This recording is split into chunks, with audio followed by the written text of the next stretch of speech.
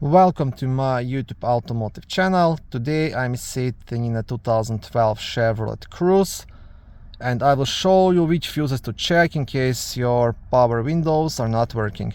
This video will apply to first generation of Chevy Cruzes made from 2008 all the way up to 2016. All of the fuses will be located in the main fuse box, which is under the front hood next to the battery right here. Now to remove this cover you will have three black tabs, one here, one here, one here. So you want to press these small clips together and lift up to unlock it, and you will do that on all three of them.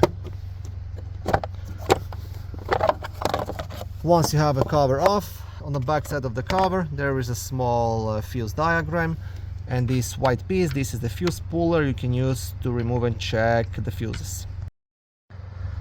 First two fuses you will be checking are fuses number 21 and 24, and they are both responsible for power to power window motors. So these two fuses. And the fuse number 55, 7.5 amp fuse, responsible for power to power window switches.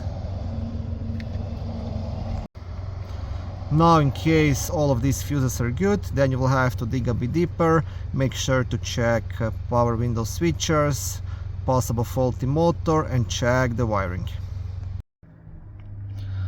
Thank you for watching this video. I hope it was helpful and educational. If it was, please like it and consider subscribing to my channel. On my channel there is lots of how-to videos, do-it-yourself videos, car reviews, product reviews, and other similar automotive topics.